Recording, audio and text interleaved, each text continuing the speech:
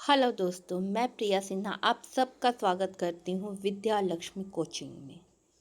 मैं आपकी pedagogy teacher और मैं आपको पढ़ाऊँगी सोशल साइंस पैडागॉजी। वैसे ये जो सिलेबस मैं आपको पढ़ा रही हूँ ये सब में काम आएगा, सारे टीचिंग एग्ज़ाम्स में काम आएगा, लेकिन मेन ये सिलेबस जो है झारखंड टेट का है। हम तो फिर शुरू करते हैं हम लोग। आज का हमारा टॉपिक है सामाजिक विज्ञान या अध्ययन की प्रमुख विधियाँ, main methods of teaching social science और स्टडीज़। सामाजिक अध्ययन अध्ययन की विषय सामग्री विस्तृत तथा विविधता लिए हुए है, अतः इसकी शिक्षण विधियाँ भी विभिन्न अध्ययन की सुविधा के लिए सामाजिक अध्ययन शिक्षण विधियों को निम्नलिखित प्रकार से बांटा जा सकता है। यहाँ बनता जा सकता है, मिस्टेक हुआ है टाइपिंग में, बांटा जा सकता है। तो देखिए, ये कह रहा है कि सामाजिक अध्ययन का जो विषय सामग्री है, जो मटेरियल है उसका, वो क्या है, जो स्टडी मटेरियल है उसका बहुत ज़्यादा है और बहुत विस्तृत और विविधता लिए हुए है, जिस कारण जो है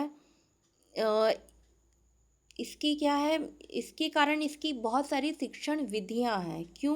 क्योंकि भाई इतना सारा पढ़ाना है अगर, और इतना ज़्यादा जब आपके पास स्टडी मटेरियल है और बहुत सारी विविधता है उसमें, तो बहुत सारी विविधता को पढ़ाने के लिए तो भाई बहुत सारी विधियां भी होनी चाहिए। इसीलिए कह रहा है कि शिक्षण इसमें क्या है कि विभिन्न शिक्षण विधियों का उपयोग किया जाता है। अब सुविधा के लिए जो सामाजिक अध्ययन शिक्षण विधियां हैं वो निम्नलिखित प्रकार में उसको बांटा गया है। अच्छा, अब हम पहली विधि की बात करते हैं जिसको कहते हैं हम ट्रेडिशनल मेथड या परंपरागत विधि।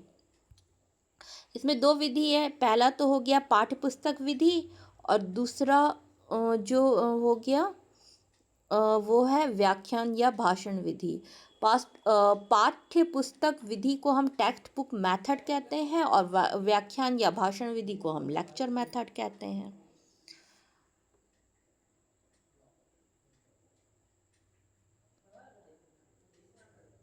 और फिर दूसरा हो गया हमारा आधुनिक विधियाँ। पहला हो गया परंपरागत विधि, वो दोनों था पाठ्य पुस्तक विधि और लेक्चर विधि जो है वो परंपरागत विधि में है।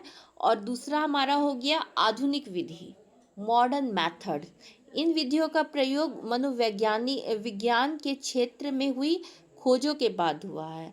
यानी ये जो विधियाँ हैं हमारी क्या है, ये सारी साइकोलॉजिकल मेथड्स हैं, ये सारे मेथड साइकोलॉजिकल हैं और साइंटिफिक प्रूफ हैं ये सारे मेथड जो हैं। और आजकल इन विधियों पर अधिक जोर दिया जा रहा है। क्यों अधिक जोर दिया जा रहा है इन विधियों पर? इसलिए कि भाई बच्चा जो है, जब ये मनोवैज्ञानिक विधियां हैं तो बच्चे के दिमाग में पढ़ाई को अच्छे से अच्छे तरीके से जो है अटा सकता है। बच्चे को जो है इन विधियों के कारण जो है पढ़ने में बहुत आसानी होगी, बहुत आराम से बच्चे जो है इन विधियों के कारण पढ़ाई को समझ लेंगे, मतलब उनको ज़्यादा समय नहीं लगेगा। ये सारे कारण जो है जिनके कारण जो है मॉडर्न मेथड्स का अब्यूज़ जो है ज़्यादा करने पे जोर दिया जा रहा है। अच्छा, मॉडर्न मेथड्स में कौन कौन से मेथड्स होते हैं, अभी हम पहले इनका नाम पढ़ेंगे, बाद में मैं इनका डिटेल्स पढ़ाऊँगी आपको। इस वीडियो में सिर्फ मैं आपको नाम बताऊँगी। पहला है निरीक्षण विधि, जिसको हम ऑब्जर्वेशन मेथड कहते हैं। दूसरा है वाद विवाद विधि, जिसको हम डिस्कशन मेथड कहते हैं। तीसरा है प्रयोगात्मक विधि, जिसको हम लेबोरेटरी मेथड कहते हैं। चौथा है योजना विधि, प्रोजेक्ट मेथड कहते हैं।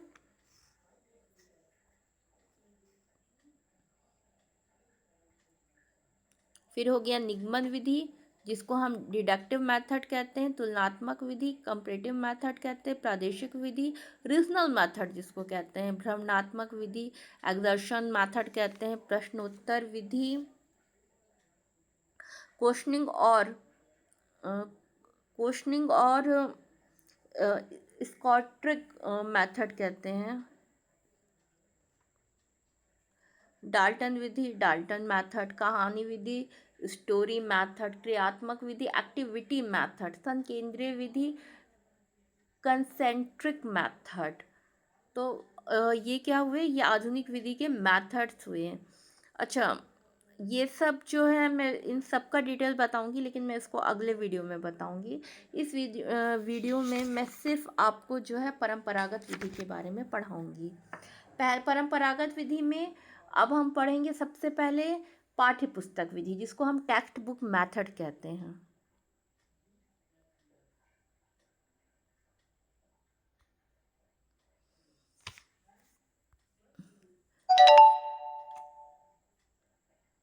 यह विधि क्या विधि नहीं है, यह विधि है। यह विधि सबसे अधिक प्रचलित विधि है, ये तो हम जानते ही हैं। हर स्कूल कॉलेज हर जगह इस विधि का क्या है, यूज़ होता है। तो ये सबसे प्रचलित विधि है। यह विधि पाठ्य पुस्तक को आधार मानती है। इस विधि में हम पाठ्य पुस्तक को ही आधार मानते, उसी के बेस पे हम सारा पढ़ाई बच्चे को पढ़ाते हैं। जैसे कोई अन्य विधि किसी समस्या या योजना को आधार मानकर चलती है। जैसे कोई अन्य विधि में हम क्या है कि उस समस्या या योजना को आधार बनाते कि भाई इसी योजना पे हमको पढ़ाना है बच्चे को, या इस समस्या पे बच्चे को पढ़ाना। वैसे ही पाठ्य पुस्तक विधि पे हमको में क्या है कि हम पाठ्य पुस्तक के आधार पर ही जो है बच्चे को पढ़ाएंगे। उसमें क्या लिखा है, क्या है उसका मटेरियल, उसी आधार पर हम बच्चे को पढ़ाते हैं। अब कहता है it revolves round the textbook just as and her producer might revolve round the problem or the project.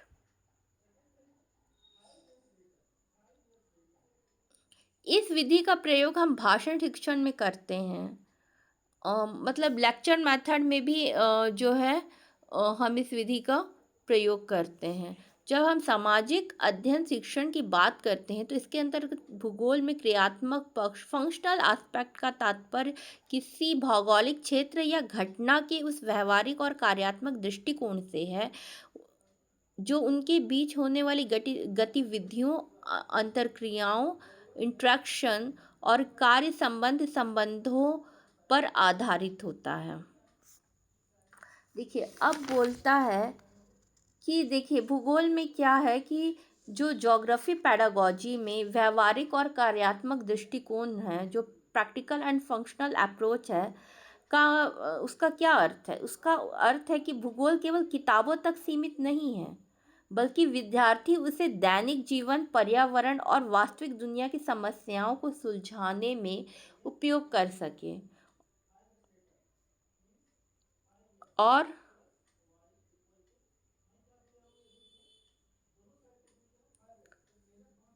मानचित्र यानी मैप का अर्थ है, वो तो आप जानते ही हैं।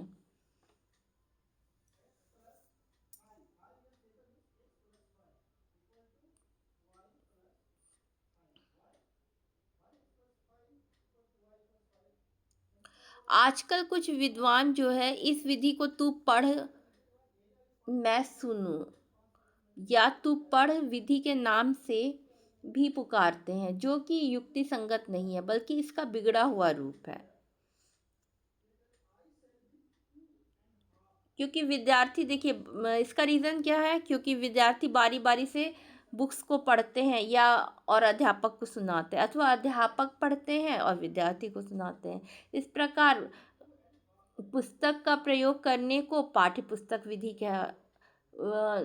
विधि नहीं कहा जा सकता है। क्यों भाई, क्यों नहीं कहा जा सकता है? क्योंकि इसका प्रयोग तो शिक्षण सामग्री के रूप में होता है। ये तो सिर्फ एक सामग्री है जिसका हम यूज़ करते हैं बच्चे को पढ़ाने में, उसको समझाने में। लेकिन इसका मतलब ये नहीं है कि बस कि आप बच्चे से किताब पढ़वा लिए और बच्चे को किताब से जो है जो लिखा है सुना दिए, वो नहीं। ये सिर्फ एक आधार है। इससे बस क्या है, हम इसको बस हम ये बताएंगे कि इसमें क्या लिखा, लेकिन उसके बाद लिखा होने के बाद इसके बाद हम उसका पूरा डिटेल करेंगे कि क्या रीज़न है, क्या नहीं है, क्या उसमें गलत है, क्या सही है। सिर्फ पढ़ के सुना लेना या पढ़ कर सुन लेना ही तक नहीं है। वो तो फिर ये हो गया कि आप अपना प्रोनाउंसिएशन अच्छा कर रहे हैं, ये नहीं है। इसमें ये होना चाहिए कि भाई जो बुक में जो पाठ्य पुस्तक में लिखा है उसको हम डिटेल करके उसको समझाए, बहुत अच्छे से समझाए। जैसे मुझे याद आता है कि मेरी मैम जो थी, अगर मैं हिस्ट्री की बात बता रही हूँ उसमें, कि अगर कुछ एक टॉपिक आता था तो सिर्फ वो उसी टॉपिक को नहीं पढ़ाती थी, उस टॉपिक से रिलेटेड जितने भी चीज़ें हैं वो सब हमें बताती थी। तो वही चीज़ यहाँ पे कह रहा है कि सिर्फ जो लिखा हुआ है सिर्फ वो पढ़ लिए और पाठ्य पुस्तक मतलब पाठ्य पुस्तक विधि पूरी हो गई, ये चीज़ नहीं है।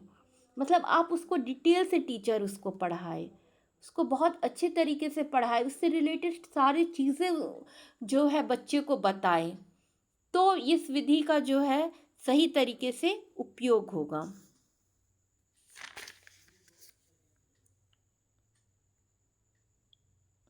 अब आया कि पाठ्य पुस्तक विधि के लाभ क्या क्या है, advantages of text book method. तो देखिए, सबसे पहला लाभ ये है कि इस विधि के प्रयोग से भौगोलिक, ऐतिहासिक, सामाजिक, राजनैतिक शब्दावली, भौगोलिक संकेतों आदि को कंठस्थ कराया जा सकता है। देखिए, कुछ चीज़ें ऐसी हैं जो बता रहा है कि बच्चे को जो है एकदम कंठस्थ होनी चाहिए। जैसे कि ऐतिहासिक, सामाजिक, राजनैतिक शब्दावली कुछ ऐसी होती हैं, भूगोल में कुछ ऐसे संकेत होते हैं जो बच्चे को समझ में आना चाहिए। वो जो है पाठ्य पुस्तक विधि से जो है सबसे अच्छे तरीके से समझ में आता है। दूसरा हो गया, इस विधि द्वारा शिक्षक निर्दिष्ट कार्य को पूरा करने में समर्थ होता है। जो भी कार्य है, जो भी उसको पढ़ाना है, उसको वो अच्छे तरीके से पढ़ा सकता है। फिर तीसरा बोलता है कि अध्यापक को विषय सामग्री संबंधी तैयारी नहीं करनी पड़ती। अब देखिए, अगर उसके पास बुक नहीं है, टीचर के पास, तो टीचर के पास अगर बुक नहीं है तो उसको क्या है, मटेरियल इकट्ठा करना पड़ेगा, यहाँ से वहाँ से वहाँ से, फिर उसको लिखना होगा, फिर उसके बाद उसको पढ़ाना होगा। बट अगर बुक है तो वो क्या है कि उस मटेरियल को उस मटेरियल के साथ अच्छे तरीके से थोड़ा बहुत मटेरियल इधर उधर से करके वो बुक के आधार पे जो है बच्चे को अच्छे तरीके से समझा सकता है, क्योंकि बुक में जो है मटेरियल बहुत ज़्यादा डिटेल्स में है, तो बहुत ज़्यादा उसको मटेरियल जो है बाहर से इकट्ठा करना नहीं पड़ेगा और आराम से बच्चे को पढ़ा सकता है। अब पाठ्य पुस्तक के क्या है, विद्यार्थियों को लक्ष्य करके लिखी जाती है। भाई, पाठ्य पुस्तक क्या है, अतः विद्यार्थी को के लिए लाभकारी होती है। देखिए, पाठ्य पुस्तक क्या है कि जो स्टूडेंट को ही जो है लक्ष्य माना जाता है। भाई, कि अगर 9th क्लास का बच्चा है तो उसका कितना दिमाग चलेगा, उसको हम कितना मटेरियल दे, कितना वो पढ़ सकता है, ये सारी चीज़ें जो है पहले देखी जाती हैं, तब ना सीबीएसई या कोई भी बोर्ड अपना जो है सिलेबस बनाता है। तो इससे क्या है, बच्चे को एडवांटेज होता है कि भाई जो सिलेबस है वो उनके जो माइंड के अनुसार ही बनाया जाता है, जो उनकी एज है, जो उनका उस एज में जो उनका माइंड है, उस हिसाब से ही जो है फिर सिलेबस को जो है रखा जाता है। अब बोलता है कि यदि कोई बात कक्षा में पूर्ण रूप से समझ में नहीं आती है तो विद्यार्थी पुस्तक की सहायता से उस बात को समझ सकता है। जैसे कि बात सही है कि अगर टीचर्स कुछ पढ़ा रहे हैं, नहीं समझ में आ रहा है, तो आप फिर से उस मटेरियल को देख सकते हैं। अगर आपके पास बुक है, भाई सर पढ़ा के गए हैं तो उसका क्या मीनिंग हुआ, वो किस तरह क्या मतलब लिखा है इसमें, और वो अच्छे से जो है उस चीज़ को समझ सकता है। या फिर वो पहले से एक बार रीडिंग मार के आ जाए अगर घर से, तब उसको जो सर पढ़ाएंगे वो तो पढ़ने में और आसानी होगा उसको। यदि छात्र कभी कक्षा से किसी कारणवश अनुपस्थित रहता है, नहीं आता है, तो उस दिन का भी उसका कार्य जो है पुस्तक की सहायता से पूर्ण हो सकता है। भाई, आंसर निकाल के वो लिख सकता है, देख सकता है, उसको रीडिंग कर सकता है कि सर आज क्या क्या पढ़ाए हैं, तो उसको उससे आसानी होगी। पाठ्य पुस्तकें विभिन्न प्रकार की सामग्री का सुझाव देती हैं। भाई बच्चे को कैसे पढ़ना चाहिए, क्या सामग्री यूज़ करनी चाहिए, मैप यूज़ करना चाहिए कि ग्लोब यूज़ करना चाहिए, सारी चीज़ें जो हैं पाठ्य पुस्तकें बताती हैं कि कहाँ ग्लोब का यूज़ करना चाहिए, कहाँ जो है हमको मैप का यूज़ करना चाहिए, कहाँ किस चीज़ का यूज़ करना चाहिए, सब बुक्स की सहायता से पता चल जाता है। अध्यापक को भूगोल का पाठ्यक्रम नहीं देखना पड़ता है क्योंकि पाठ्य पुस्तकें पाठ्यक्रम के अनुसार ही लिखी जा होती हैं। बिल्कुल, अध्यापक को नहीं देखना पड़ता है कि हमको क्या पाठ्यक्रम पढ़ाना है, क्या उसका सिलेबस है, क्योंकि सिलेबस तो सारा दिया ही रहता, तो टीचर को सब कुछ पढ़ाना है जो उसका सिलेबस दिया है। तो इससे बहुत सारा जो है इसका एडवांटेज है। अब हम जानेंगे कि इसके डीमेरिट्स कौन कौन से हैं।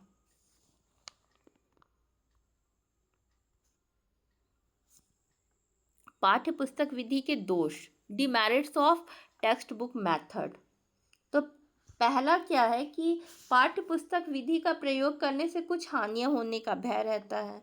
अब जैसे कि इसके अंतर्गत अत्यधिक प्रयोग से शिक्षण प्रक्रिया का उद्देश्य पूरा नहीं होता है, क्योंकि संभव है कि विद्यार्थी अथवा शिक्षक निश्चित पृष्ठों को पूरा करने पर ही सीमित रहे। देखिए अब इससे क्या है ना कि अब टीचर क्या है कि बस उसको सिलेबस कंप्लीट करना है, तो बस ये नहीं है कि वो जो है उसको और बाहर से ज्ञान दे रहा है, नहीं, उसका सिर्फ फिर एक टारगेट रह जाता है, भाई हमको तो सिलेबस कंप्लीट करना है बच्चे का। अब बच्चे को समझ में आए, बाहर से उसको ज्ञान दे हम ना दे, एक्स्ट्रा कुछ पढ़ाए ना पढ़ाए, इसका फिर कोई फ़र्क नहीं पड़ता है। दूसरा बोलता है कि पाठ्य पुस्तक टेक्स्ट बुक में जो भूल या मिस्टेक या एरर होने रहने की संभावना रहती है, जिससे कि विद्यार्थी को उस समय हानि होने का भय रहता है, जबकि अध्यापक उस भूल को सुधारने में सक्षम ना हो। देखिए अगर कुछ मिस्टेक है उसमें तो क्या है, और अगर टीचर को नहीं समझ में आया तो क्या है, वो बच्चा उस चीज़ को गलत ही पढ़ लेगा। लेकिन अगर टीचर को समझ में आ गया कि हाँ यहाँ एरर है या मिस्टेक है, तब तो फिर टीचर उसको ठीक कर देगा, कोई प्रॉब्लम नहीं है। अब है कि पाठ्य पुस्तक के प्रयोग से विद्यार्थियों के स्मरण शक्ति, याददाश्त, मेमोरी का विकास यानी मेमोरी डेवलपमेंट या कॉग्निटिव डेवलपमेंट बहुत अच्छा होता है।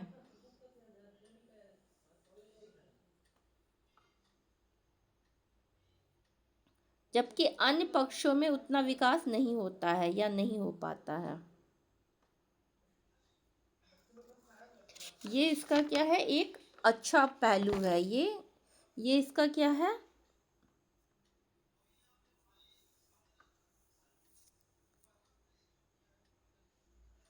यानी कि ये जो है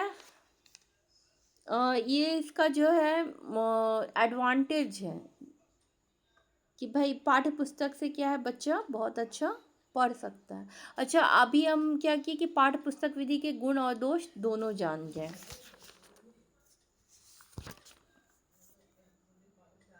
और पाठ्य पुस्तक विधि के में ही जो लेक्चर मेथड है उसको भी हम समझ लिए।